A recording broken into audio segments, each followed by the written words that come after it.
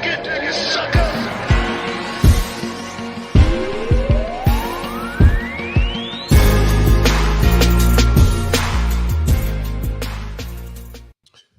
Welcome inside the Hall of Fame. I'm Booker T, six-time world champ. You know who he is. He's Brad Gilmore. That's right. He's a big star. He's known all over the world now. He was at the UFC 262. You know, without me, you know what I mean? I know. But definitely represented the Hall of Fame, most definitely. And I appreciate that. Appreciate that. That's what this thing is all about.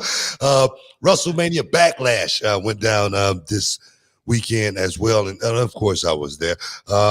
Who left WrestleMania Backlash and still champion? We got to talk about that, as well as we got to talk about the ultra most controversial zombie match. We got to talk about the zombie match and what that was all about, as well as let's get right into it right off the back. The passing of New Jack, ECW original New Jack, ECW original gangster New Jack. Just badass OG New Jack passed away at 58, heart attack. And the brother, man, he was never one to mix words or anything like that. He would tell you straight up, shoot right from the hip, what he thought about you. My thing is, condolences to the family. I never met New Jack throughout my whole career. Oh, wow, really? Yeah, throughout my whole career, independent shows, bigger companies. New Jack and I, we just never ran across each other. I ran across his old partner, Mustafa. I remember back in Atlanta, I don't know if he was going to try out or something, but I saw him at the Dungeon, the old Ramada Inn. That's what we used to call it, the Dungeon. You know, it was old, but it was just where the boys hung out. It was a hangout. Right. And I met him there, shook his hand, and he seemed like he was a pretty cool guy.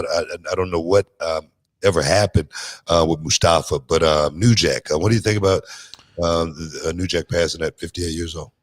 Yeah, I mean, when I saw this news, obviously you're always sad when you see somebody from the world of wrestling go, and New Jack had a very special place, I think, in the wrestling industry. He was never somebody who was a household name, but if you were in wrestling and you were a fan of wrestling, you obviously knew what he did, and you go back to the ECW days, some crazy matches. I think there was one time I remember watching, and he had like a cheese grater and the real hardcore stuff, right? Stun. I mean, the whole thing. Yeah. I remember him jumping from the top of the ECW arena. Saw the Dark Side of the Ring episode of New Jack, huh? Yeah. Yeah. Well, to me, the Dark Side of the Ring episode was, obviously it was crazy and it was very New Jack-esque. I always remember him from the Beyond the Mat documentary. That's the first time I ever saw New Jack, was in that documentary, because I didn't know what ECW was at the time when that came out. I just knew there was a WWE and the WCW. I didn't know what ECW was. So I remember New Jack talking about, this justifiable homicide that he had. And I remember him going and trying out for a movie role, and they filmed the audition, and this one casting director was, I think he could be the next Denzel, and thing like that. That's what I remember that. I'm like, well, really? Okay, well, I guess, whatever. More power to him. But he had his legacy. I just hate that 58 is such a young age. And I recently saw New Jack kind of making the media rounds after his Dark Side of the Ring episode came out, and it looked like he still had even though he didn't have what I would call maybe like the most illustrious career, like championships and Hall of Fame inductions, everything like that, he still had a lot that he could offer to people. And I think that his story is one of those that make you stop and listen to him. So condolences to him, to his family, and rest in peace to him, of course. 58, way too young. Yeah, definitely, man. Definitely almost the guy who was the innovator of the dive, jumping off stuff. Yeah. I mean, New Jack said when he started diving, everybody started diving. And that's kind of true too, you know what I mean? I never really thought about that, but he was, one of the first guys I ever seen jump off something and just totally throw caution to the wind as far as his body go. And I know at 58 years old, man, is much, stuff that this guy has, fallen off of or jumped off of, his body had to be pretty beat up. Absolutely. No way his body couldn't have taken a hell of a beating from doing that kind of stuff, because I'm going to tell you, I mean, me just jumping off the top rope. I know how my body feels. So I can imagine jumping off the balcony to the floor, jumping off the balcony through a row of tables. It was definitely extreme and hardcore to the degree. It really was. And sometimes he'd miss the tables. You know what I mean? And just hit the floor hard. I mean, that when I see stuff like that, or even Mick Foley, when I would see Mick Foley take these certain, hip tosses onto the concrete and things like that, you just wonder how your body can withstand that kind of punishment. And New Jack definitely put it through him. And I don't think it could or can actually because I don't know what kind of shape New Jack was in, but like I say, I can almost guarantee you, at 58 years old, he had to feel a whole lot older. And no amount of cocaine can mask that pain. I'm serious. I mean, because like I said, I know what I've done to my body, and thank God, knock on wood, I didn't pick up a man over 200 pounds. They asked me to jump off something at a Fox commercial shoot, and I said, you better go find Rey Mysterio. Booker T don't jump off nothing. They had crash pads for me. Booker T don't jump.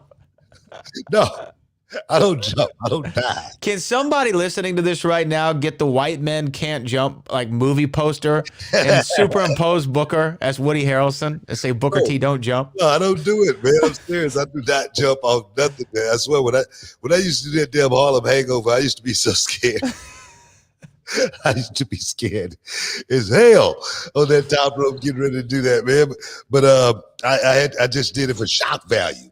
That's the only reason I did that Harlem Hangover. The missile drop kick. Even when I did that, I was, like chest of the cat. I was holding on to that top rope for dear life, telling them, come on, man, get in position. You know what I mean? So I can hurry up and get off this damn top rope. What would you do? What would you do if someone wasn't in the position? I would just stay, like in frog position. And would just wait. Just wait. And then when they get to position, I stand up quick and go. But I couldn't stay up. I couldn't stand up no more than, 1 second. I wasn't like Macho that could get up there and post, you know what I mean? Look cool, make sure, execute everything. But me, I had to get up there and I had to go quick. Otherwise, I was going to screw it up. I'm serious, man. But, New Jack, definitely one of the guys that put time into the game. A lot of guys showing praise to New Jack. And the brother definitely, like I say, very, very controversial. Very controversial in the business. Definitely did it this thing his own way. This was the one guy I could actually say this guy just did not, give a, what about nothing and say, this is what and some of the shows I've seen him do, like down in, the Memphis area, where it's just totally, controversial anyway. He would go into those towns, man, and he would definitely rile it up to where police had to escort him out of there. That's what this dude was all about. But Harlem Heat was kind of like that, but we didn't go as far as New Jack did. We didn't go nowhere near as far as New Jack. To say the very least, yeah. Yeah. But now, man, did you get a chance to check out the Shawn Michaels documentary on So I haven't seen it yet. I have to be honest with you. I hadn't seen it yet because it aired simultaneously with Backlash, or around the same time. There was some crossover, so I didn't get to see it yet. But I am eagerly anticipating Shawn Michaels because I know he's had definitely an interesting story with inside the industry, especially given his transgressions coming back from it. But did you see it? I saw bits and pieces of it. Okay. Of course, I left the show and then I got to the hotel and I started watching it, and then I ran into the Nature Boy, Ric Flair. It was double Jack and Coke from now on in. But it was one of those things. I want to clear something up, though. That's why you heard bits and pieces. That's because you can't remember the rest of it. Exactly. But I want to clear something up. We got about 30 seconds left. Yeah. Jim Cornette was talking on his podcast about my documentary, and he said that the story about the Spinneroonie and the Global Wrestling Federation, there's no way that story could be true. Well, honestly, it is true. The one thing that I did not do in my documentary, I didn't embellish any stories. I didn't try to create anything that wasn't there.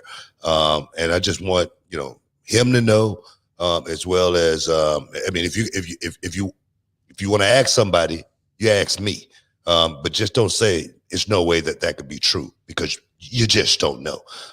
Everything in my documentary was 100% honest and truthful as it possibly could be. Stick around, guys. You're in the Hall of Fame.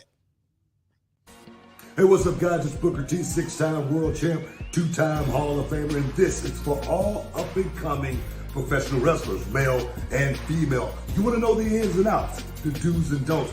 You got a question, I got the answer. If you want to know how, join my masterclass. Go to realityofwrestling.com for all the information, starting on Thursday and every Thursday after that, guys. Don't miss out. Don't get shut out. And I know you can dig that.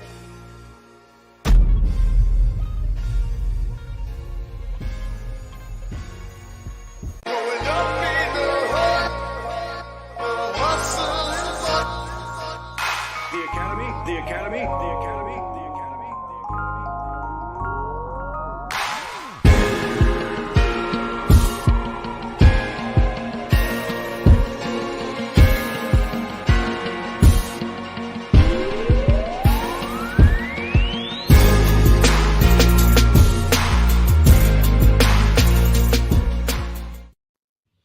Welcome back inside the Hall of Fame, guys. We're just just talking about a little bit of this, a little bit of that. Hey, guys, if you want to super chat, let's talk about the super chat here for a second. Yes. A lot of guys that's been, ride or die with us as far as the super chat go. So I want to give our super chat guys an opportunity to be a part of the Hall of Fame. You know what I mean? Guys that help us out on a regular, trying to move the thing a little bit forward and willing to donate to our channel, which is something really, really awesome.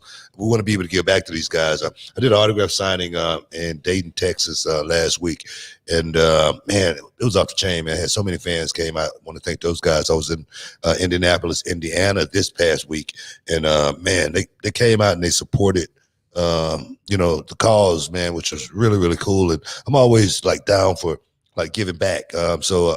Anybody who do a super chat, I'm going to send them a 8x10 photo or something like that. Put them in in the Rolodex, man, so we can get these guys a little bit something extra, not having to send a super chat, and be able to ask a question whenever they want to. So we got to start giving incentives. You know what I mean?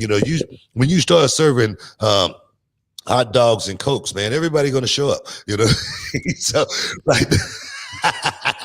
So, right. So right now we want to give back, man, and trading cards. I got a boatload of trading cards that I need to, sign and give out to my people. I got 8x10 photos, sign and give out to my people, guys that want to super chat. Come on in the Hall of Fame, and we'll make you a member of the Hall of Fame first and foremost. Let you get your piece of the action, your champagne wishes and caviar dreams. I love it.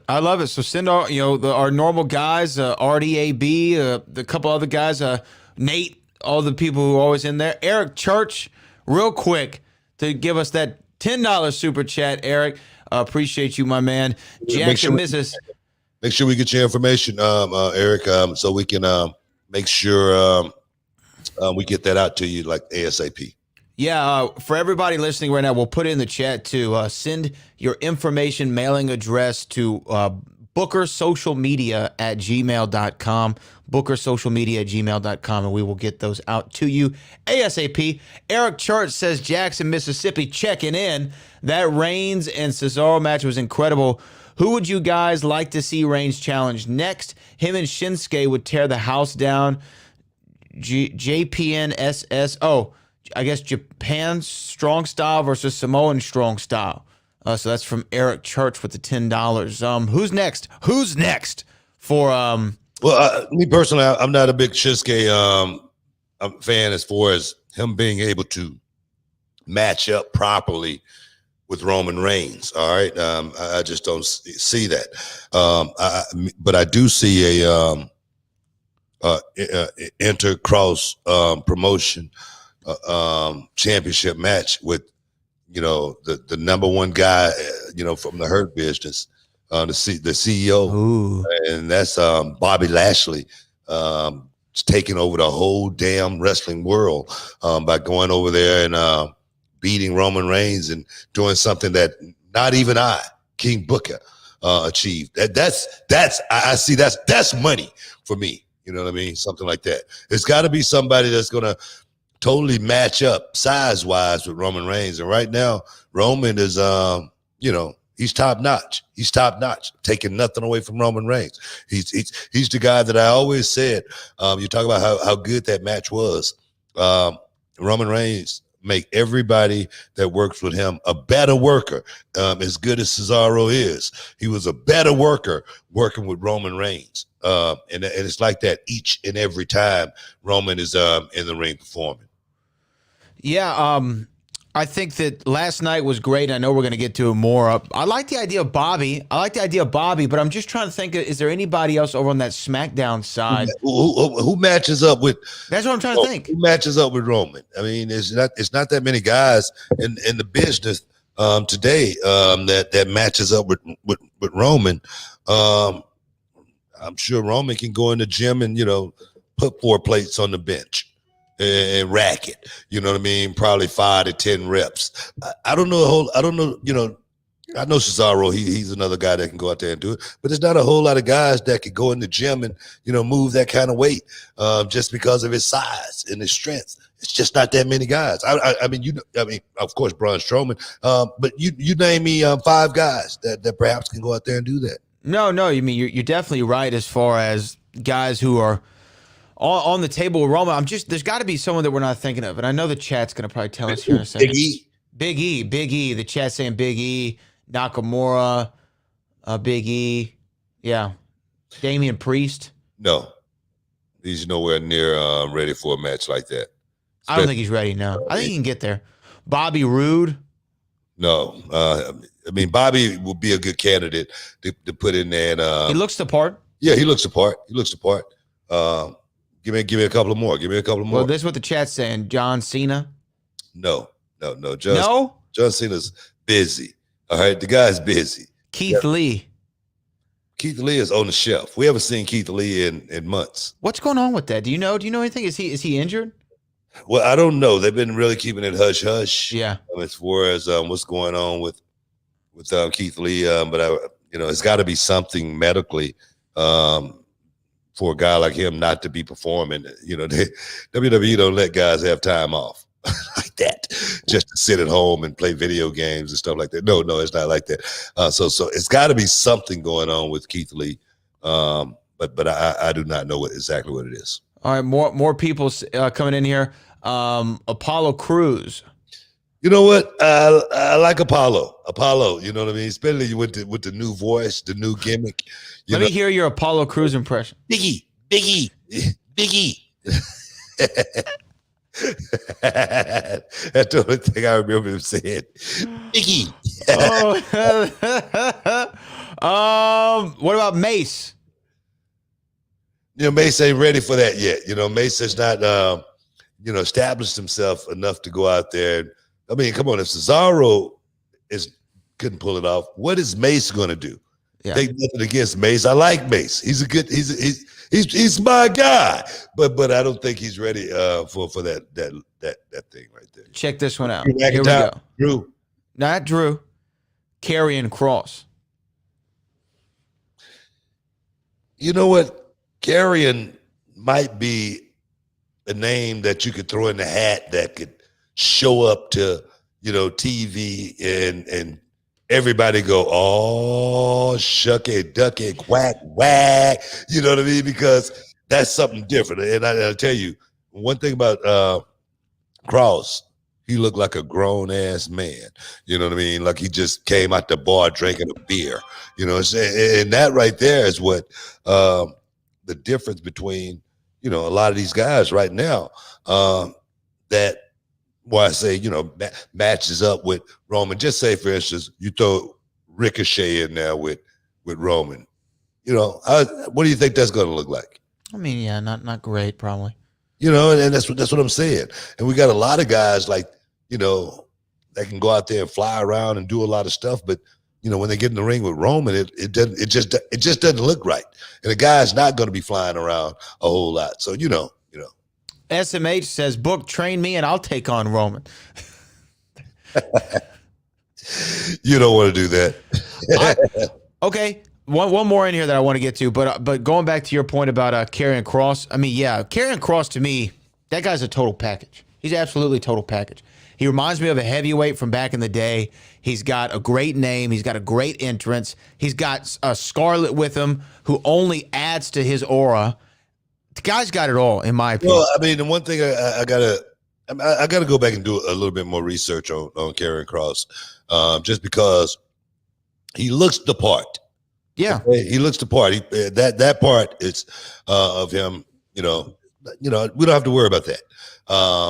But only thing I'm worried about is after the bell rings. Well, after the bell rings, the match is over. No. Exactly my point. The opening bell. I need to see a little bit more of what Karrion Kross can do from a match perspective, working with guys from a scientific perspective, psychology wise.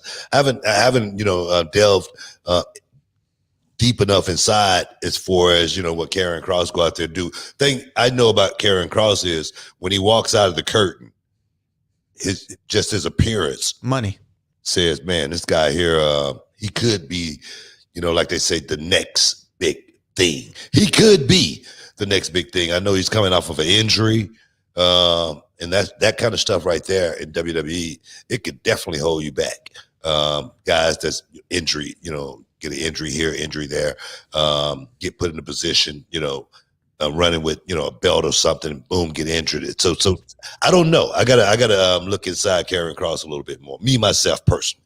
Okay. Last one that was suggested by our chat, the recently returned Jinder Mahal.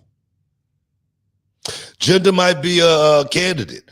I mean, there again, Jinder looks the part. He looks great. Jinder has grown over the last 2 years, other than there again getting injured. What do I say, man? Time off. Worst enemy. Is your worst enemy. And that's one thing about these guys. They're gonna have to figure out how to, go out there and work without finding themselves on the injury reserve list. They got to figure it out.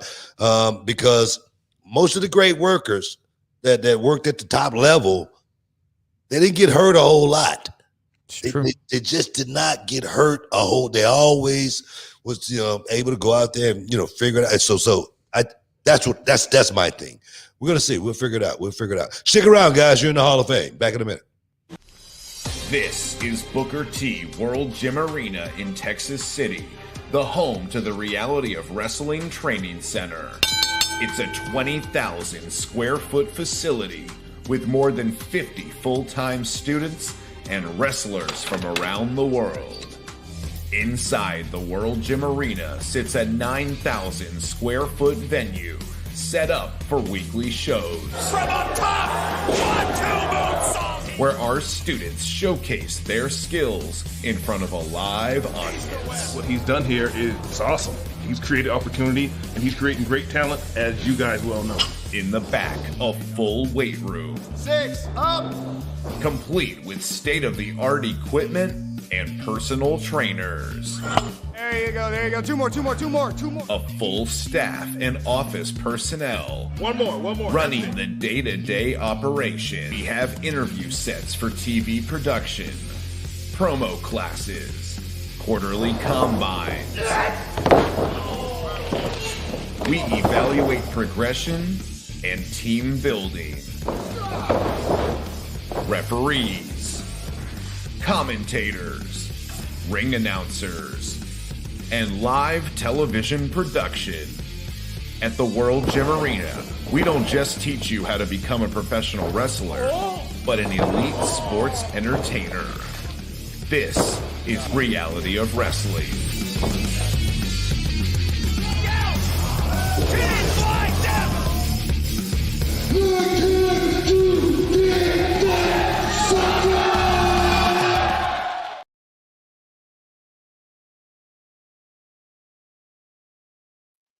Welcome back, guys. Oh man, we just rolling, talking a little this, a little that. WrestleMania Backlash, talking about Roman Reigns being, right now the guy who's gonna step up and perhaps dethrone the man sitting at the head of the table. What we got it, Brad? RDAB said, thanks for the shout out, Booker and Brad. I will send my info. Those trading cards sound good. What about Roman Reigns versus Seth Rollins? That's a match, of course, that they can have. And we know those guys can go out there and entertain former partners. We've seen it before. That's the one thing. We've seen it before. We've seen it several times. Yeah. And I just don't think that match is going to have a whole lot of intrigue behind it right now. More so to, Seth Rollins right now, it doesn't even seem like he's focused on that right now. And if that was to happen, it would just like be throwing something together. I don't know. It's got to be somebody new. I agree. It's got to be somebody new. I agree. So we'll see what comes next for Roman Reigns. Him and Cesaro tore it up last night, though, which I think everyone expected them to. But they obviously tore it up in the main event. I don't think it's the end of that feud. I think they're probably going to do it maybe one more again, but we'll see. Should we address, though, the undead elephant in the room from last night? That's what everybody's talking about on the internet. It's already, they've already been talking about it in the chat right now. If you guys want to talk about the match, the zombie lumberjack match, the Zomberjack match. That sounds good, huh? Sounds all right.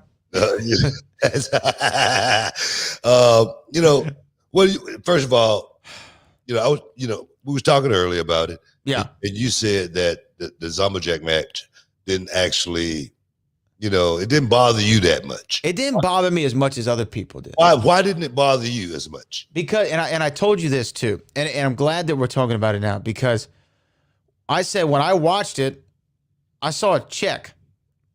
Right? That's what I saw. I saw, this seems like money's attached to it, because the show opened with a voiceover with Batista, and it's showing all the stories that are happening now, and then splicing in footage from his movie. I said, okay, that's cool tie-in. And then the opening on cam of the show, they talk about Army of the Dead, now on Netflix, starring Dave Batista, directed by Zack Snyder. Okay, that was 2. Then they go to commercial after one of the matches. They show the full trailer for the movie. They come back from commercial. That's when Johnny Drip Drip opens the door to the lumberjacks, and it's all the zombies. All right, now I'm up to 4, right? Times they mentioned it. Then they literally come right back to camera. Adnan Virk talks about Army of the Dead in select theaters and Netflix. Then they have the whole movie the whole match with the zombies. So I counted 6 commercials, including that long space of, I think, 12 minutes or whatever the lumberjack match was. Times they mentioned Army of the Dead. So I was curious, and I went and I looked at what the average cost of a 30-second commercial is on Monday Night Raw.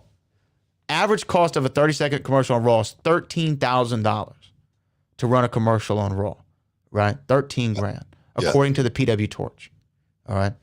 Think about that. That's for 30 seconds. They got 6 drops from Netflix, who's got buku money. They made some money on this match. That's why it didn't bother me that much. Well, this was a check. Was it silly? Was it silly? Yes. Was it stupid? Sure. Absolutely. Was it the greatest thing in the history of wrestling? Nowhere close. Is it near the bottom of that list? Absolutely. Well, but did it bother me as much as other people? No. I look at it like this. It's like doing a commercial, or doing something for, there again, a movie, and we do it live. Just say, for instance, the movie The Wrestler. We actually have to shoot a scene at the show. It might have been that death match that Mickey Rourke was in. You remember that? Right, yeah. Don't actually think Mickey Rourke was at that ROH show just to be on it. What I mean? But we needed the audience. We need the ambiance to make everything right. Like you say, I'm all down for getting a check and tying it into my product, my show here. We don't know how much more money is going to be dished out for things later, getting closer. Batista made some money perhaps as well, doing the, voiceover. The voiceover kicking the show off. So my thing is, man, when I was looking at even Chris Jericho that said that set wrestling back 30 years, but it was after someone had said the blood and guts match set wrestling back 30 years. So I understand the jab back and forth, but Chris Jericho knows that thing was about getting a check. It was about a promotional tool to actually get this out there, to get people to get to the drive-in. I'll get to the movie theater, see this thing, whatnot. I'm saying drive-in because they showed my documentary at a drive-in. Drive-in, yeah. They still got them. You know what I mean? I'm not. People are like, Booker's old drive-in. I'm with you though. They still got him here, so I totally understand it. But a lot of people from the outside looking in, when they see something like that, they go, "Man, this is corny. This is cheesy." Sure. And this is the thing. This is the part that gets me the most. Why are we doing that? That's the part that gets me all the time. Why are we doing this stuff? Who is we? That's what I want to know. Yeah. Who is we? Who is we? But because people feel like they have a little bit of ownership, when they watch the product for so long, they feel like it's, part of, they own a little bit of it. I understand that as well too. I get it. And look, I understand that it was, was it pure wrestling with a high work rate and great spots and all these things? Sure. No. But I want to point this out for the people who said zombies, really, in 2021, we're talking about zombies. I do want to point this out because Gino, who's a reality wrestling star on our roster, he tweeted this out. He said, "Hey guys, The Undertaker was technically a zombie as well." I said, that's a great point. That's a great point. He was undead with an urn. You know what I mean? Things like this have happened in wrestling before. But look, obviously, this wasn't meant to be more than what it was. It was meant to be something to promote Dave Bautista's new movie on Netflix. And guess what? If I'm the studio, I'm thrilled. Zombies was the #1 trend on Twitter last night. I'm thrilled. Hey, WWE, we're going to go through you now to promote all of our stuff. Bro, and like I say, if I could get something out of it, you can get something out of it. We can get something out of it together. We all win. There again, this is entertainment. And when people start taking ownership of the product, how many times have you heard me say it, man, that's their stuff. You know what I mean? If I want, to run something, I gotta create my own. That's why I created Reality of Wrestling, just so I can, call the shots, create the storylines, the angles that I want to do, the angles that I always want to do. Maybe that, I pitched, maybe once upon a time, that's the only way. But when you're dealing with somebody else's stuff, man, that's theirs, man. They're going to do it their way. And just get it, understand it, because I don't think that's ever going to change. No. And two more things I want to say about it. One is I think that those were all NXT trainees who were made up like the zombies. They were actually pretty good looking zombies. Like they looked Actually, one of them wasn't. One of them was a old school wrestler from back in the day, but I'm not going to disclose who he was. If he haven't disclosed himself, I'm not going to disclose it. Oh man, well I got to figure out who that is. But at the end of the day, I bet you they all got a check from that. Bro, he was in the hallway. The guy that I'm talking about, he was in the hallway, and he goes, "Hey Booker, I'm a big fan of yours." And I go, "Yeah, right." And the thing is, I wouldn't have known who he was if someone had said it earlier and told me, such and such was there at the show. So yeah. Oh, interesting. Oh, well, I want to know who that is. But shout out, I bet you they all got a check for being zombies, so that's good for them. And lastly, The Miz was the perfect guy to put in this role. I talked to The Miz yesterday. He was actually hanging out with me and Ric Flair at the bar, along with Peter Rosenberg, just kicking it. We all got out of the building a little early, and I just want to compliment The Miz on the Bad Bunny match, being able to go out there and be a general and work that thing and work it to the utmost, make that kid look better than he ever could have made himself look. And those guys, you know, as far as a tag team go, Johnny and The Miz, they go out there and they do their job on a weekly, monthly, yearly basis. People wonder why The Miz have stuck around for so long. Man, this guy's all about going out there and getting the job done. No matter what I always talk about me getting the script, and just whatever the script is, I'm just trying to, you know, make it whatever. Miz was talking about the night they had to do, you know, pay-per-view, a couple of pay-per-views back when they was working with Bad Bunny, and they had to come out and do the rap song. Remember that? Yeah. They came out on stage and they did a rap song. He said they got to the building that day and told, hey guys, y'all gonna be rapping tonight. Okay? And this is somebody who's never did a rap before. Right. Had to go out on television, you know, him and Morrison, and do it live. Do you know how nerve-wracking that is? Yeah, that's gotta be crazy. Can you imagine? The guy is good. And I give The Miz props, not only for last night, but what he's been doing for the last 10 years. Stick around, guys. You're in the Hall of Fame.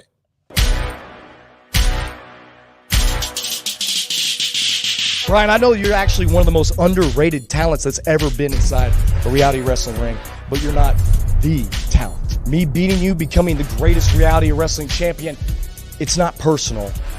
It's inevitable. Brian Keith! Number 1, 2! He did it! Dreams do come true!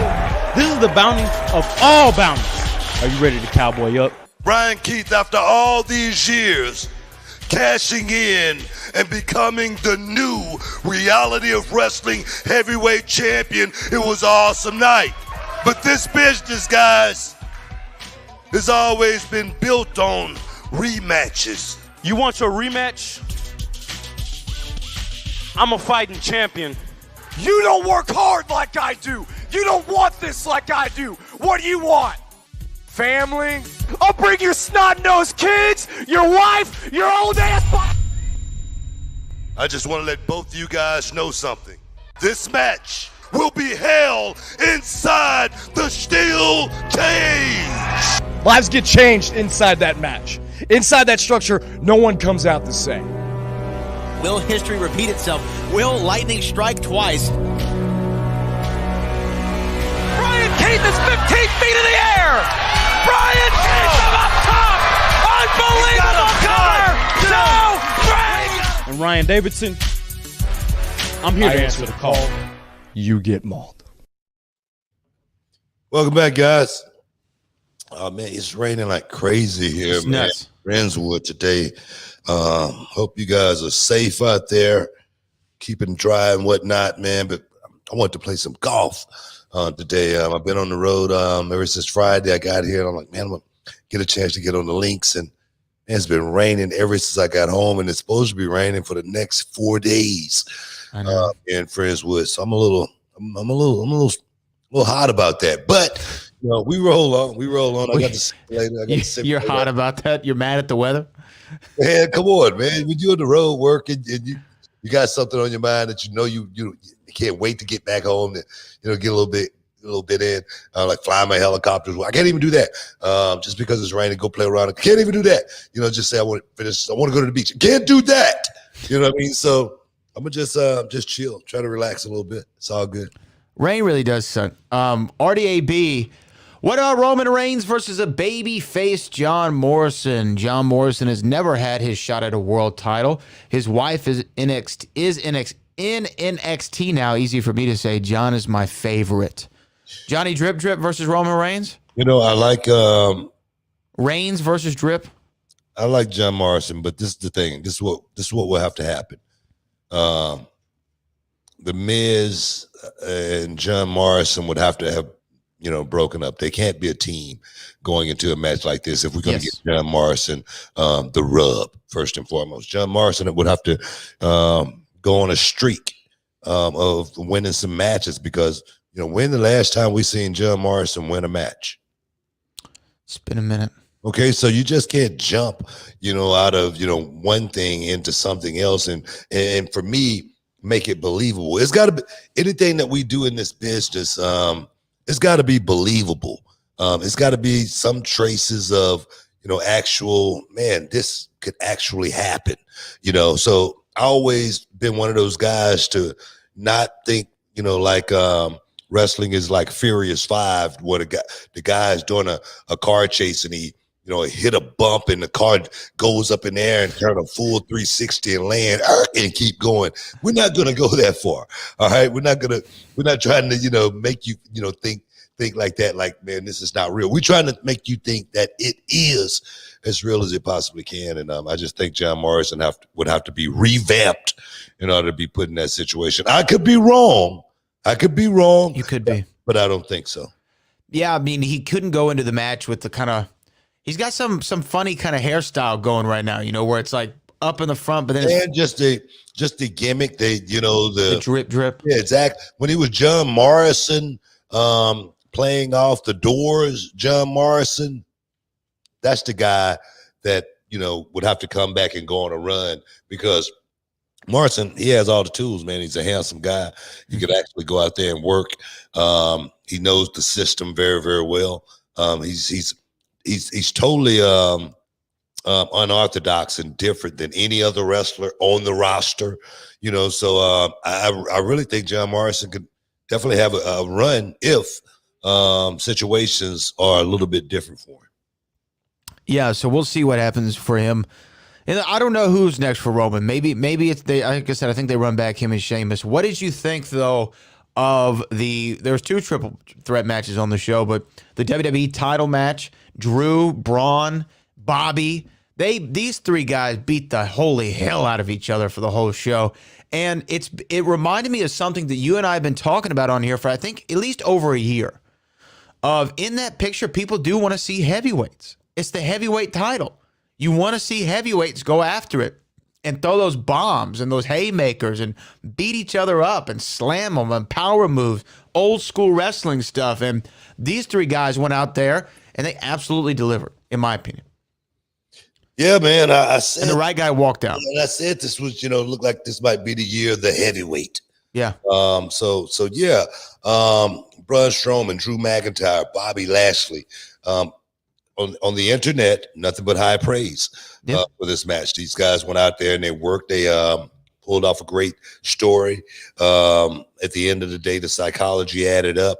Bobby, actually do the deed and then get the spear and then get the win at the same time. So, yeah, that match played out for me exactly the way it should have played out. Bobby Lashley heading into SummerSlam, still the champion. That's what I see. Yeah. So yeah, I think everybody wins as far as that match goes. Of course, Drew McIntyre, it would have been a moment for Drew winning the title. Of course, it would have been a moment for Braun Strowman to win the championship. But in my estimations, it's just not time for Bobby Lashley to lose. This guy got too much momentum. And like I said, he's like Xerxes dripping in gold. It's going to be hard to stop.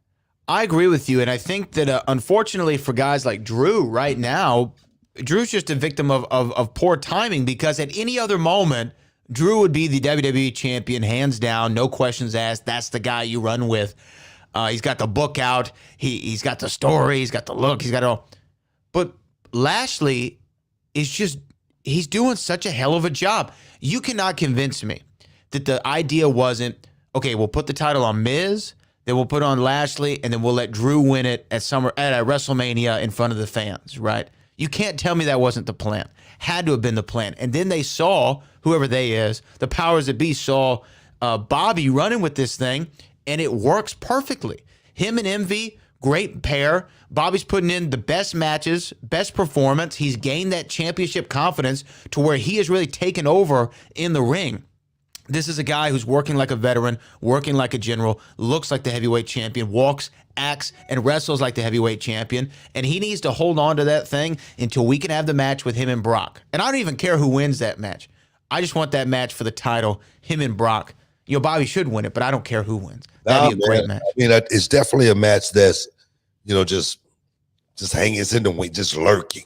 You know what I mean? It's like a cloud just hovering, hanging in the wings. You remember when they were trying to make the Floyd and Conor fight, and you were kind of like, I don't know if they're going to make it. And the thing I said was, I just feel like there's too much money there to ignore it.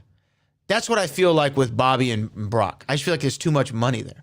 It's too much money. You get all kinds of fans, MMA fans, Bellator fans, UFC fans, old school wrestling fans, new school wrestling fans.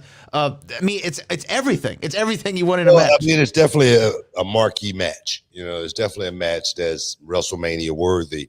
Yes. And the reason I think it would really be good is because Brock Lesnar, as a pro wrestler, has come into his own. He knows how to go out and really work like a seasoned veteran, and yes, like he's grizzled. Bobby Lashley has stepped up as far as his psychology, his aggressiveness, just that raw edge that you see when the guy is doing his business. So together, I think those two guys I think that would be one of the best big men matches we've ever seen in the business, just because both of those guys know how to work now at this level.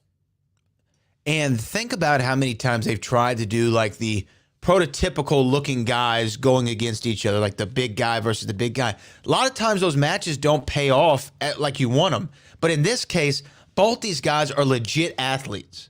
They're not just big dudes. They're legit athletes. Both of them MMA backgrounds, amateur wrestling backgrounds. Didn't Bobby wrestle in the Army or something like that? These guys are legit as humanly possible. So I think that they match up so well. They match up so well. And as well as, just say, for instance, they match up from a wrestling perspective. Then they match up from a mixed martial arts perspective as well. Yes. So the match will have so many different dynamics in it, and all of it will be as close to real as you possibly can feel with two guys like that out there actually doing it, because both of them are believable and both of them are legitimate, tough guys, legitimate fighters. So I think the world is waiting on that fight, like a Pacquiao, Mayweather. And I'm hoping that we don't wait too long like we did with Pacquiao and Mayweather, and it was nowhere near what it could have been if those guys would have pulled a trigger. So just say, for instance, 5 years sooner than that. You know what I mean? Yeah, but right now, I mean, I remember when Bobby came back in, and what was that, 2017, 2018, somewhere around there? When he came back in, everyone was like, oh, they should do Brock versus Bobby. They should do Brock versus Bobby. But it wasn't time then. No, it wasn't time. The time is now. Time is now. Time is now, but, it's got to be something that's got to be done. That's got to be done right. Yes. I mean, I don't think it can be done like from a UFC call out. No. I want Brock Lesnar. I don't think it can happen like that. You know what I mean? Go ahead, RDA. No, RDAB just said Lashley and Lesnar match up so well they even have the same initials. Brock, BL and BL. Yeah. But it's just everything about that. But you're right. It has to be set up the right way. Yeah. And how would you? Well, we don't have enough time, but I just would like to know how you would book that. Like, how do you introduce the match? Is it just they just end up facing off against one another, or Bobby is in the ring and then the music hits and Brock walks out? They just stare at each other. Match gets set up that way. I don't know how you do it. Whatever it is, I just want to see it. Stick around. We'll talk about it in a minute. And here we go. Oh, the rules are simple. There are very few. Oh, my God! No, winding up here. Oh, maximum velocity. Bartow goes for a ride, and that is not a soft landing. I can assure you of that. Official can do absolutely nothing about it. Even Max Humberto is disturbed by his own actions. Wait a minute. Oh, no. God in heaven, put a stop to this. And Max Humberto is the new Reality of Wrestling Texas champion. Shoop. Welcome Welcome back inside the Hall of Fame, guys. Yeah, I don't know, man. I don't know. Talking about Brock Lesnar versus Bobby Lashley. Hopefully a match that we will see. I don't know. But here's the other thing. Oh, my gosh. Here's the other thing. If they do this at SummerSlam, that probably will have fans in the building, right? Perhaps. I mean, this is August. Well, actually, that's what they're talking about. Yeah. Yeah, I mean, I'm reading that they're by August, into July, August, they're going to be back to having fans in the building. And we'll talk about having fans in the building, I'm sure, in a minute when we get to the UFC. But this would be, Brock Lesnar historically has owned SummerSlam. If you go look at the last 7 SummerSlams, he's probably in the main event of it, and he probably rocked the house. Yeah, I can think of one with Cena, Taker, I think Triple H one year, CM Punk, Randy Orton. That's just off the top of my head. He's always owned that show. I even think Braun Strowman and him headlined one year. So to have Brock versus Bobby at SummerSlam main event with put it in a stadium, sell 50,000 tickets. We're all going to be vaccinated by then. Biden said we open up on the 4th of July. You know what I mean? Let's do it up. Let's do it big, and sell that thing out. It's going to be the biggest. How crazy is this? Because I didn't think that we'd say this at the beginning of this year. It's the biggest money match right now that you can make. Yeah, I think a really good setup there. Again, Bobby Lashley is going to have to be put in a total dominant situation for Brock Lesnar to even want to, come back and get a piece of the action, get some of that smoke. So I remember a match I was in, and you said Brock Lesnar showing up, and you hearing that music, and Paul Heyman's there by his side. That picture right there, it's worth the price of admission. But I remember working Big Show and John Cena in the Champion of Champions match, and the thing is, nobody thought I was going to win that match. Nobody, if it was money in Vegas on that match, I don't think too many people had odds on Booker T walking out that match, the Champion of Champions. And for Bobby Lashley to be in a match somewhat like that, Champion of Champions match, and then actually win it in a dominant fashion, MVP cutting a great promo, on the world, as far as Bobby Lashley being, the almighty, and then the music hit. Oh man, that right there. Oh, I could get goosebumps. Money. From something like something like that I could buy into. That's money. Of course, nothing needs to be said. But like you say, a stare down, and then we build the angle from that. And you have MV and Paul, who got to give great promos on either side. Yeah. You know what I mean? Or that even could be how you build it. The thing is, I'm scared it might get to the point to where MV and Paul Heyman may have to have a match to pick the stipulation. No, I don't want to do that. Let's not go down that route. But I can imagine, though, MV, like you said, you can't see that happening. No, I can see it happening. It doesn't mean I don't want it to happen. There's a difference. But we just saw zombies at the pay-per-view. Of course I can see it happening. I can see it happening. I can see the stipulation being picked on TikTok. Anything can happen in this company. But my point is, I can see, like you said, though, MV cuts the promo on the world. And then, nobody can stand up to the almighty Bobby Lashley, the WWE champion. And that's when you hear Heyman go, "Ladies and gentlemen, my name is Paul Heyman." And, cuts the promo. And I think there is somebody that he's the beast incarnate. God, it'd be so great. We need to have it. I think the music just hitting without Paul Heyman. Without Paul. Either way, I don't care, Book. I just want to see the match. Music, then Paul come out and cut the promo. But we need the music. It has a certain, allure to it. It makes you. It's true. You know who it is, and you go, "Oh my goodness!" It's like Godzilla and King Kong. This is going to be the fight of all fights. This is the mega fight right here. As far as the heavyweight of today's era go, those two guys, they're it. They're top notch. So for me, I would love to see it happen. Definitely.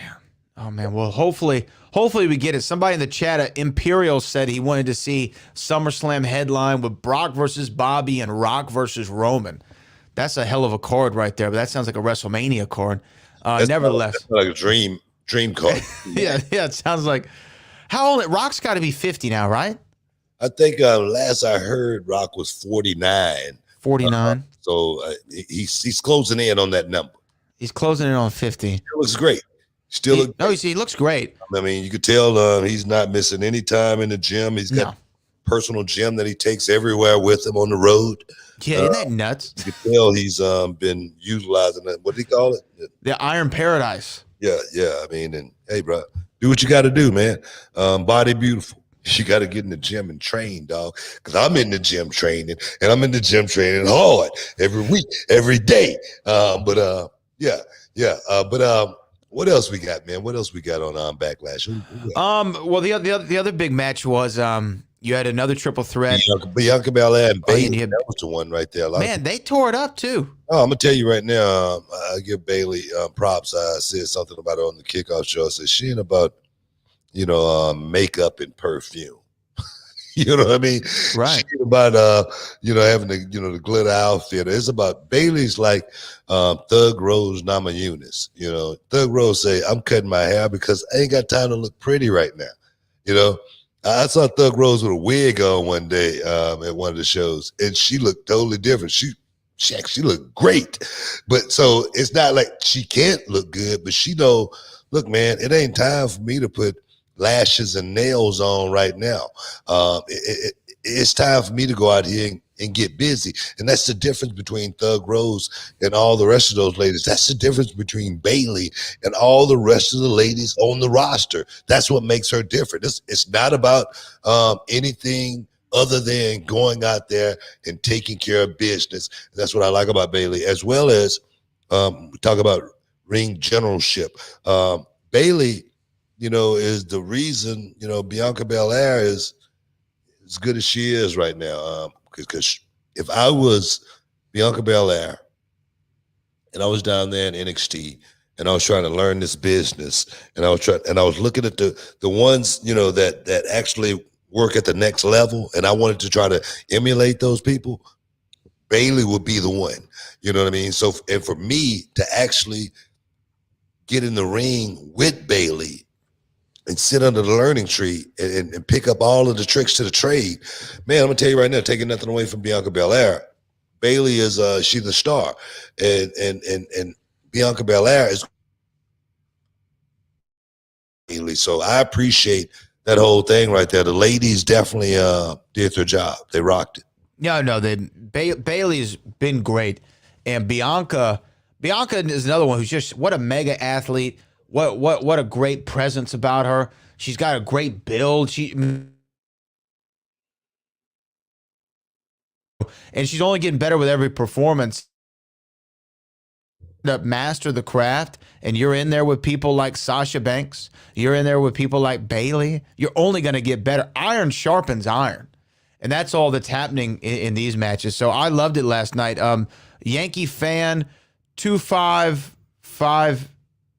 What is it? Yankee fan 6288 says, Booker, thoughts on New Jack? We talked about that at the beginning of the show, Yankee fan, so go back and check that out.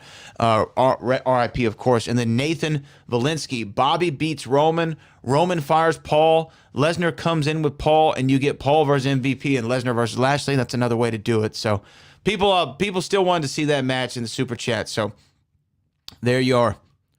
Oh, hey, man, it's a match that can be had. Like I say, it's definitely going to happen. How we get there, that's going to be a question. Yeah. We shall see, Book. We shall see. Now, that was WrestleMania Backlash. There was also that triple threat match with the other ladies, Asuka, Charlotte Flair, and Rhea Ripley. Rhea Ripley walks out. The Rip, she walks out still the champ. Good match there. And also, what do you think about Ripley? What do you think about her? I like it. I'm still getting used to her, meaning like I didn't follow her as much in NXT, right? I just would see matches here and there. And I like the look. I like I like a lot of the things I've seen so far. So, I'm still getting used to her though. Yeah. Getting used to it. Yeah. You know what? I can say the same thing. Yeah. Yeah, I'm still getting used to it. Charlotte, by the way, looked awesome in her Cruella de Vil outfit she had on last night. Her gear, ring gear was top notch. Definitely looked different. The makeup was different. The hair, you know. So she definitely came back with a bang. Asuka, of course, always, you know, jumping around doing her thing. Nobody beats Asuka. Nobody's ready for Asuka. One more before we take a break from RDAB. The Hurt Lock versus the F5. I just rewatched SummerSlam with Booker T versus The Rock. Booker, you were swole. Made The Rock look like a welterweight. Yeah, I was jacked, man. I was jacked back then, man. In the gym, man, training, always in the gym training.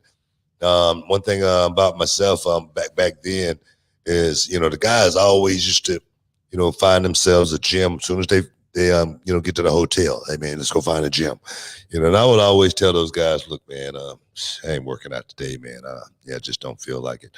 And boom, they would take off and go to the gym, and I would probably do 500 push-ups in my room, you know, try to get the little rubber band and, you know, pump up real hard. And those guys, they come back from the gym. Hey, man, what you been up to? Oh, nothing, man. You know, so my thing was I would never let the wrestlers see me work out on the road. And I told them, you know, at home, I don't work out much at all. I just look like this.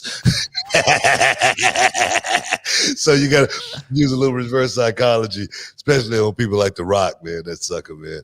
Definitely tried to take me down a rabbit hole once. We'll talk about that on a later episode. Stick around, guys. You're in the Hall of Fame. We'll be back in a minute.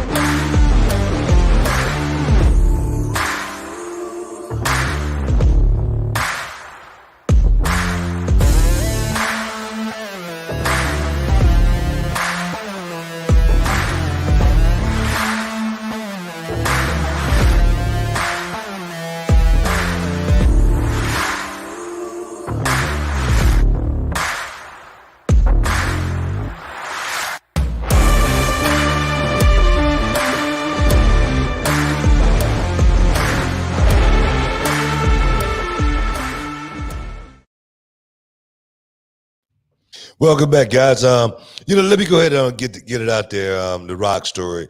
Because yeah, you can't leave us on a cliffhanger like that. Be wondering, you know, what is he talking about? Is somebody going to put something on the internet and say Booker was talking about the Rock? We don't know what. So let me explain it. We was at one of the pay-per-views. I don't know. Maybe it's SummerSlam. One of the pay-per-views, big pay-per-views, and WWE opposite of WCW, they did things a little bit different. Okay. All the years in WCW, I don't ever remember like doing a press conference or anything like that. Okay, never, not once. It's just not something that we did. But in WWE, WWF, when I first got there, that's something that they did on a regular basis. Have press conference, you know, the press, media, whatnot. And we were at one of the press conferences, and we're all in the back before we got introduced to go out, answer questions, whatnot. The Rock, of course, I didn't know him that well, you know, and we wasn't that close or anything. He came up to me and he goes, "Hey, Book." I go, "Yeah." He goes, "Hey, man, if you need any help with anything, just let me know." And I go, "All right." And so because I know you've probably never done one of these before. And I go, yeah, all right. And the thing is, I had never done one before. So I had to play it off like I did, you know. So he got me good. You know what I mean? It was a rib on the square, you know, but it was a good one. It was a good one. I get to rock that. What do you think, man? What do you think about that? I love it. I mean, I've never heard that story before, so it's funny to me. How'd the press conference go is my question. It was great. You know what I mean? I mean, everything went good, but it was just him trying to school me, you know, and I've been in the business longer than him. Right. You know, I'm older than him. Right. You know, but he want to, you know, if you need any help, you know, let me know. You know, I know you probably never done one of these before. You know, so I'm like, okay, you know, it's cool. You know, I'll take that. That's pretty funny. Yeah. That's pretty funny. Yeah, you hear stuff like that sometimes with Rock. I think I've told this before, but I just remember hearing the story about Bubba Dudley, and they were doing a tag match, and Bubba, you know, lays out this whole finish, you know, and he's pitching it to Rock because they were working against each other, and Rock, you know, looks at him and he goes, "It's a great finish, Bubba," and then you know, Bubba's like, "Okay, cool, that's what we're doing." He's like, "It's a great finish, but it's not a great finish for The Rock."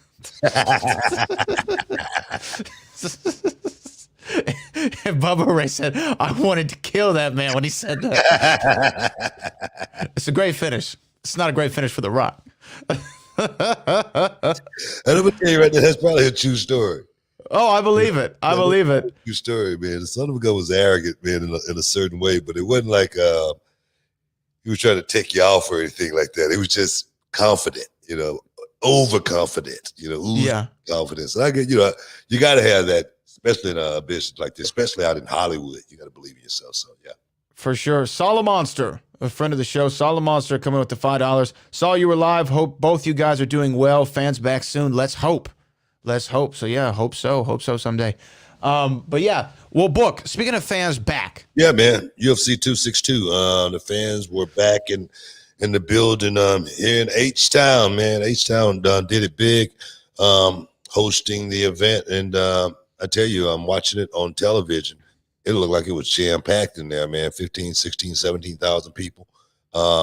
Place going crazy. The fans were, you know, definitely giving the fighters, you know, some extra because, you know, we might as well get into the co-main event, Dariush versus Ferguson, which was pretty much a 3-round rout. Tony Ferguson was dominated in every department as far as this fight go. I mean, at one point, his knee probably took a lot of damage. I don't know if it was ACL, MCL, PCL, something popped. And he still didn't tap out. Dariush, I was listening to him at the interview, and he said, "I don't know, man. The guy just zombied up, and you know, like the pain just, you know, went away. Even though I knew I had it locked in tight. So crazy. I had to let it go and you know, go to another position. But Tony Ferguson, of course, this is his 3rd loss in a row. Tony Ferguson was the guy who, for a minute, man, he was on a roll, like you said, you thought he was the guy that was going to unseat Khabib Nurmagomedov. I did. Wait a minute. Habib Nurmagomedov. Let me get that right. But there again, I always felt like Tony Ferguson's style was going to be his demise, taking so many shots, not being able to defend properly. Having a gas tank is one thing. Being able to go the distance is one thing. But when you're getting beat up for 5 rounds like he did with Gagey, the cardio, the tank, you know, didn't serve him any purposes. You know, so I don't know. What's next for Tony Ferguson? Should Tony Ferguson get that talk with the president of the UFC, Dana White? You know, yeah, with Don Cerrone. The talk he had with Don Cerrone is, you want to fight this weekend? What do you have with Anderson Silva? You know what I mean?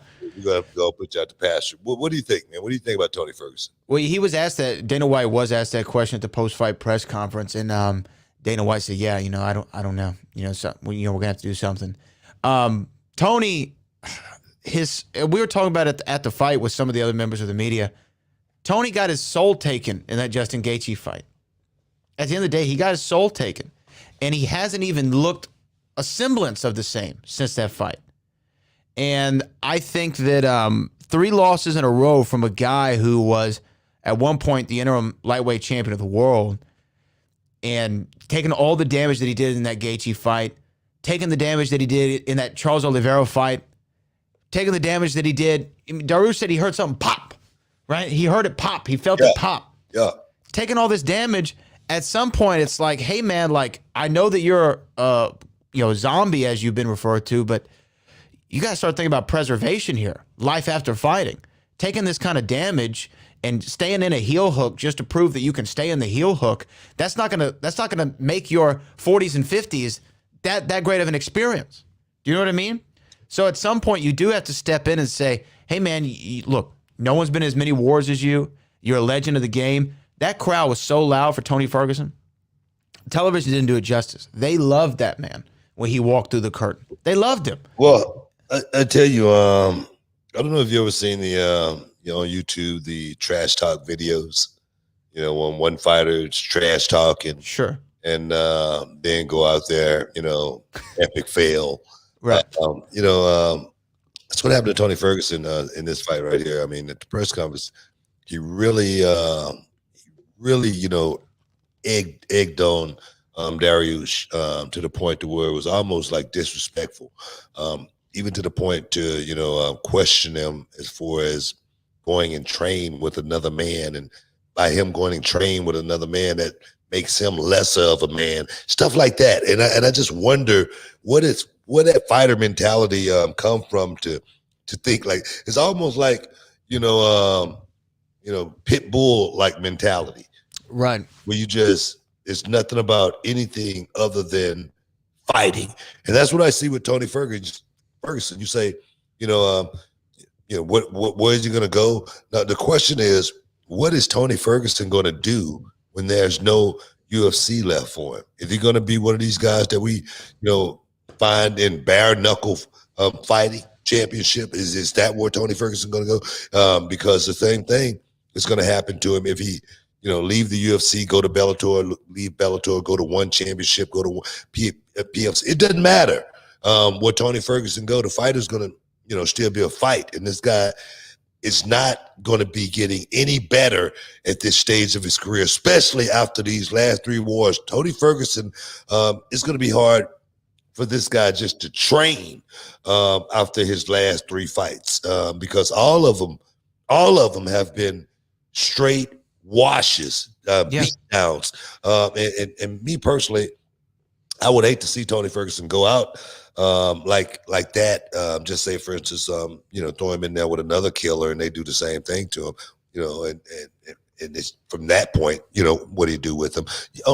Thing is, Tony Ferguson is on the cutting block. Yes. And I say, go ahead and release him and let him go now, because I don't think it's going to get any better. And the thing is, I really hate to say that, but his last 3 fights, especially the Gagey fight, at the end of that fight, he did not have his faculties. His cornermen should have had the wherewithal, understanding, and know-how to step in there and do something for that guy, because a fighter sometimes is just not going to save himself. We saw that with Deontay Wilder. He's not going to do it. He's not going to throw in the towel on his own. He's not going to go pick the towel. So I think Tony Ferguson is definitely at that stage of the game. How old is Tony Ferguson? That's what I was actually looking up as we were talking. Young guy. He's still relatively a young guy, but I just think he's been in, the 37. game. Well, he's getting close to that number. Yeah. Close to that number. Yeah. It was a rough watch. I'm gonna be honest with you. It was a really rough watch to see him, and especially when he got into that heel hook, and you knew that had to be excruciating pain. When he screamed, I mean, he yelled. Yeah. I mean, like a dog, stepping on a dog's foot. Ow! Stick around, you're in the Hall of Fame. We'll be back in a minute. And your question for the win. In The Insider, Al Pacino's character works on which TV show? Is it 60 Minutes? And your winner! The Movie Trivia Schmodown, the most competitive movie trivia league in the world. It's MMA or boxing. It's like you want to see the 2 best scrapping it out. Vincent D'Onofrio. 2 points. Movie release date. Wow. Danny DeVito. That's correct. You mother! The rising sun! And your winner! Championships, factions, the best in the world play here. I'm ready to schmo down. Throw down with the schmo down. Kevin Goodenough Smith! This is why we play the schmo down. The professional sports league of movie trivia. This isn't bar trivia. This is the Movie Trivia Schmodown.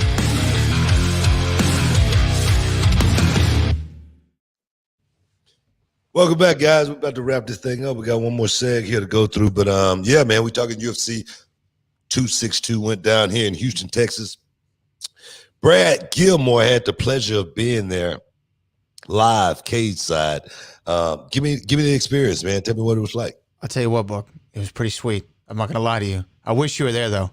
I want to give a shout out to the UFC because they really took care of the members of the media. I had to go get the COVID test first. Then they got to make sure you're clear. And then they sit you in the media section. So there was, I don't know, 15, 20,000 people there. But, we were all secluded from that. So that made me feel a little safer. Even though I was vaxxed up, I had the mask. UFC did it the right way. But to see the action that up close and personal, it reminded me almost of the time we got to go see the Bellator fight here in Houston, which was the Shamrock Gracie. Yeah. Seeing the action that close adds a whole different layer of perspective to it. Well, you don't mind. I tell you what, you don't mind going. No. Who said that? Who said that? No, just when you're that close, man, you ain't. It ain't like you sitting up there with the peasants. The thing is, tights, knees hurting. I remember one time when my knees was hurting so bad. What the hell is going on? What are these seats? You know what I mean? So definitely. No, the UFC took care of us. I want to shout out to Chelsea over there at the UFC, but the fight experience is a whole different experience when you can see everything, in person. It felt like I was watching it on television, except I was right there and I could hear and feel everything. Well, I got just the ambiance of it. I mean, you could almost like touch it. You can see all the action.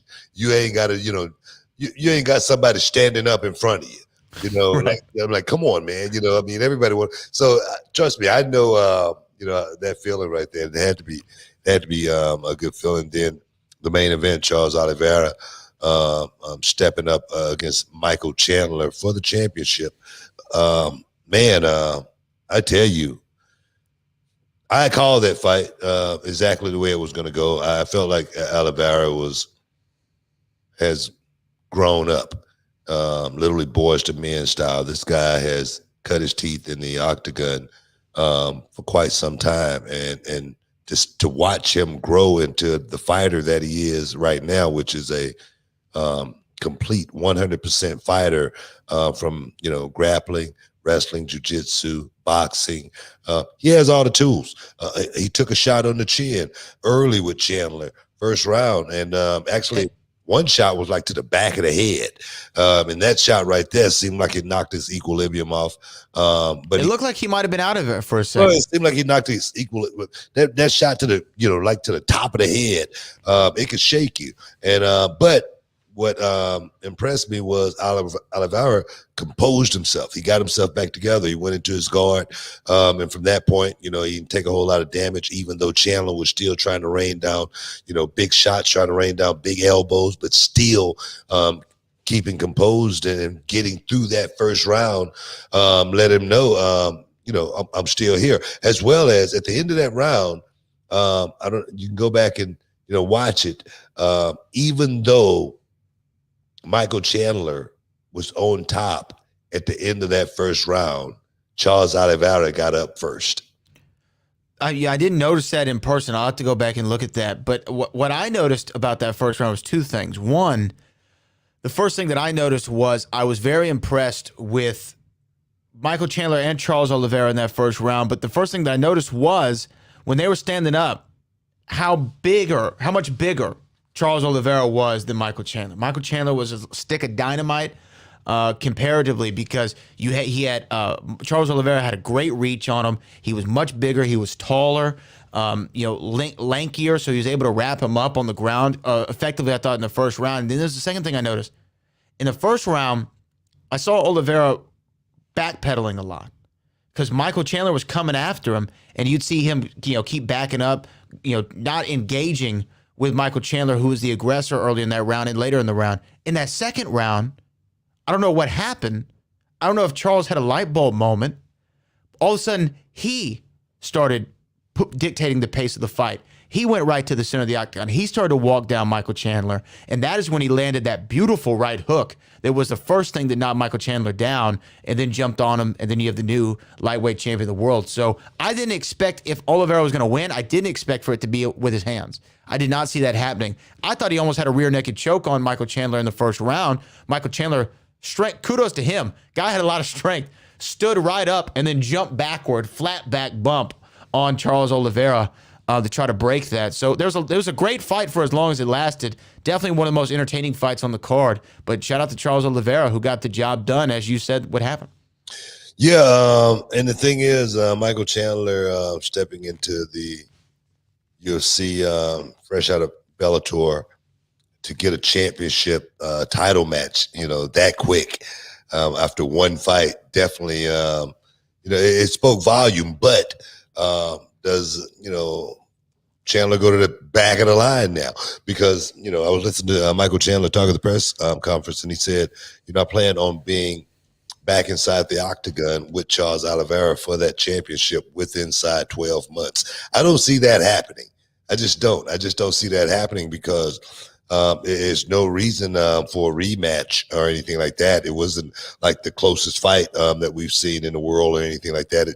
It's nothing warranted, a rematch for Michael Chandler or anything like that. I don't know what is his thinking, and there's a whole lot of guys that want a piece of the action, as far as that championship goes, So I just don't see Michael Chandler. The thing is, Michael Chandler is going to have to get past his next fight, and that fight could be a monster. We're going to really find out what Michael Chandler is really made of here inside the UFC, because just think about what you just said. He's not the biggest guy in the UFC. He's not in the division or anything like that. Before he left the Bellator organization, Pitbull knocked him out. And Pitbull is not a big guy at all. He's a relatively short guy, just like Michael Chandler. So I see this division being an uphill battle. If he want to stay in it now, he may have to go down a division if he want to compete as far as winning a championship. But right now, like you said, the reach of Oliveira, you said that you didn't see it happening, from a stand-up, but go back and watch it, and watch Charles Oliveira's boxing.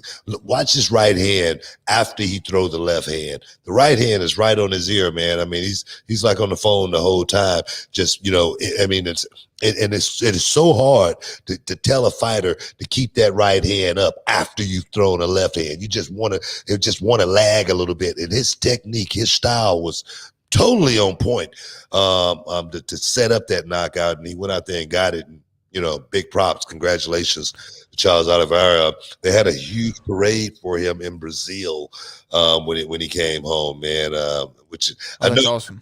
I know that had to make him feel like he's on top of the world, man. To get off the plane and your people are there to serenade you because all of the work, all of the years, all the hard work.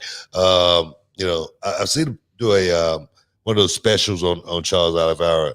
And he wasn't riding around in a Bugatti. No, okay, not at all. Humble beginnings. He was like a guy that didn't have very much at all. And to see the rise of Charles Oliveira, I hope he gets everything that's coming to him because he has a story to tell. Give this man a gold piece and send him home. That's what Charles Oliveira is all about right now. Yeah, I know. So congrats to him.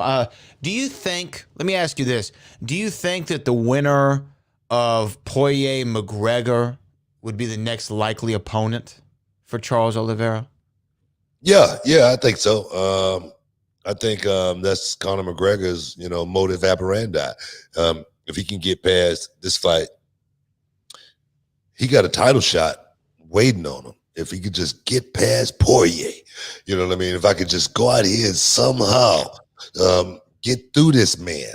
And the thing is, I've done it before. That's what Conor McGregor is thinking. And Conor McGregor would have set himself back up again for a title shot. Now, I'm gonna tell you right now, I don't like the odds for Conor McGregor against Charles Oliveira at all. Okay, I think they're better than it was against Khabib, but I don't think they're much better.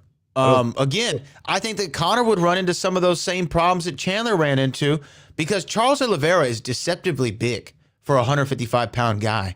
And, when Conor was in that 145-pound division, he was the biggest man on campus. But when he goes up to 155, all of a sudden, you're in the middle of the pack at best as far as your physique compared to other people. Well, Charles Oliveira can wrap around him. He can, close that distance on him. It would be rough. It'd be rough for Conor. Perfect example. He fought Dustin Poirier at a lighter weight. When he fought Dustin Poirier at a high weight, look how much bigger Dustin Poirier looked in this huge. He looked huge, massive. He was taller, he was bigger. The first fight, he was skinnier. He matched up with Conor so much better, at a lighter weight than he did at a heavier weight. So Conor definitely is going to have some problems no matter what. And me personally, I don't think Conor is going to get through Dustin Poirier coming up. I just don't think so. That's just me. I could be wrong, but I don't think he's going to get past Dustin Poirier, the Diamond and still UFC champion. Guys, we got to get up out of here. I want to thank you guys for all the super chats. Make sure we get that information for you, get you guys some swag. But there again, appreciate you guys stepping inside the hall. Bradley, as always. But right now, Shoop, we out of here.